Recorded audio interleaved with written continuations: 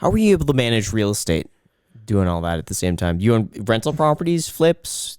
It's actually it's all commercial real estate. So, I mean, my younger brother is actually he's here. Where is he? My younger brother? Your younger brother's here? I do have a younger brother, and his name is Yanni. I heard a rumor that if you say Yanni 3 times in a row, he shows up. Let's try it. Ready? Yanni. Whoa! Yanni! Hey guys. Welcome. What's going on? This is my younger brother Yanni. This is my younger brother Yanni. Jeez. Hey. He's 2 years younger than me. But He has a robe. he's like You're right. Yeah. Yeah, so What kind of robe is that? It looks like Versace. It looks like Versace. It's not as expensive because of the amount of money I lost at a casino this weekend. But yeah, turned out it's my last friend's 21st birthday, so I came to Vegas, and it's good timing because we got a real estate guru right here. Cool. And that's what we're getting into. I want to hear about the real estate between you two. So what have you bought? So the niche that we found is industrial properties, and basically what we do is tour a lot of them and make really low offers.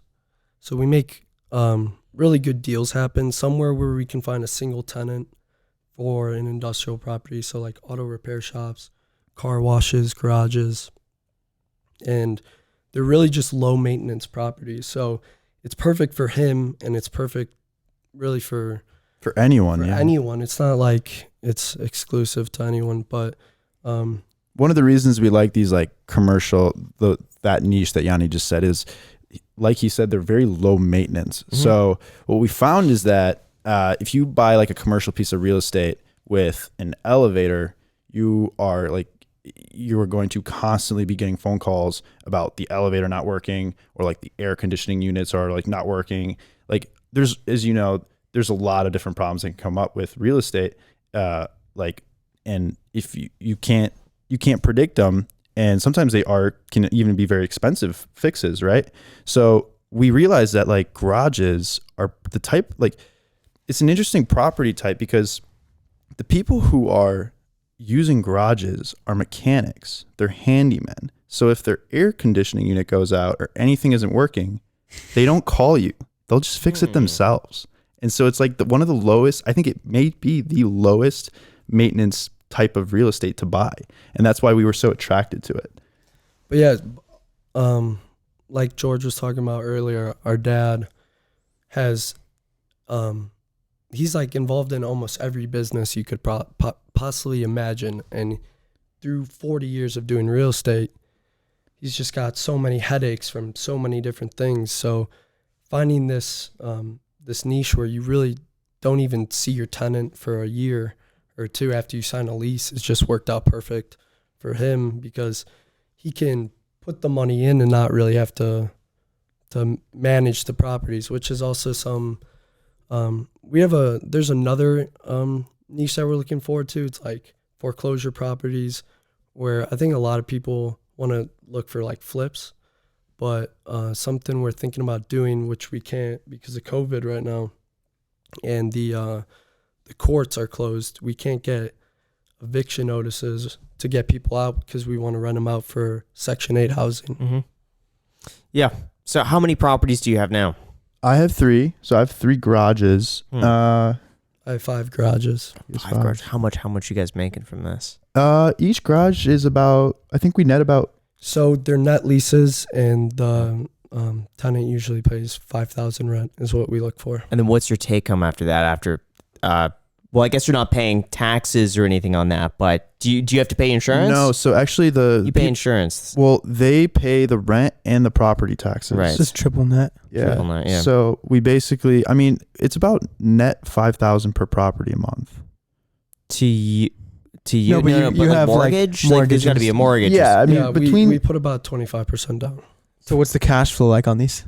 Oh, it's very good. You're looking at each year, like sometimes like 20 to 30% potentially. It's like unbelievable. So on 5, you're walking away with about $2,200 a month net to you in your pocket. I'd say it's closer to like 3. I'd say it's closer to like $3,000 a month per property. Yeah. So 3 times $9,000 a month from rent these properties net? Mm-hmm. 25% So I'd down? say like, so it's a great return because each property, I think mine, the average cost of mine is about between like 175 to like 300, between like 150 and $300,000 is like the average property cost.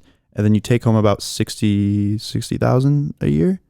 So That's really high ROI. What areas? well, so we're doing it in Chicago, but these properties exist everywhere, which is really a cool. Wait, thing. how is that? Wait. So let's say 300 grand. It's renting at $5,000 a month. Triple net. So what is it? 60.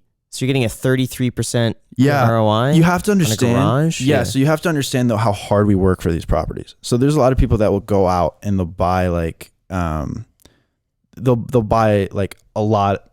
Well, they'll be very aggressive, right? On like a really nice looking piece of real estate or something that looks really good. There's always a ton of buyers. Even right now with the housing market, like people are not overpaying, but giving like 10%, 20% over asking price, right? So it's the same idea with like most real estate. However, what we do is like we play the waiting game. And so what we'll do is like we'll put in an offer, which is like very, very low, sometimes so low that they'll badmouth us. They'll get on the phone and just say, piss off, right? But then we'll just kind of hang around. We'll stick around. And like 6 months later, we'll be like, hey, what do you think about our offer still?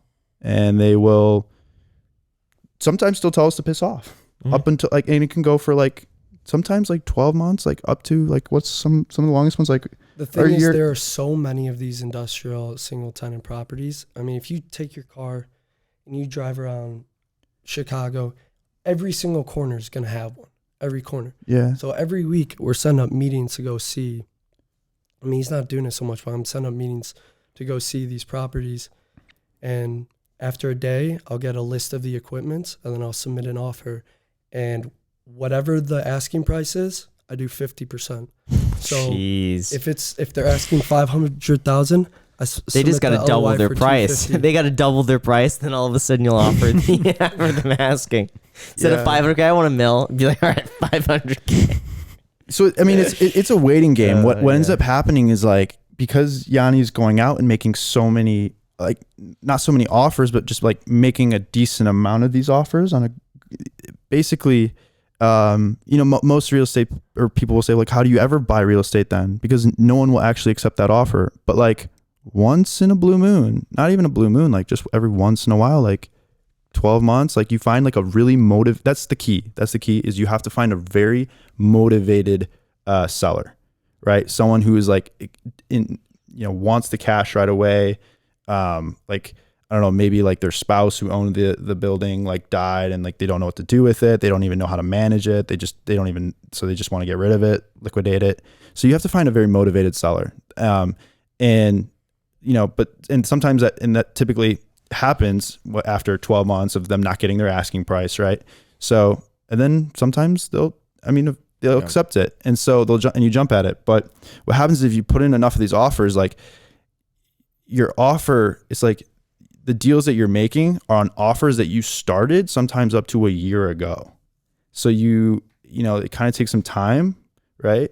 Yeah. But eventually once you are doing it long enough, like you just start getting, time catches up, right? Yeah. The risk here is that if you get a tenant, someone moves out, finding a replacement tenant could be difficult. Yeah. Isn't always actually a problem because for a lot of these properties, it's their owner users.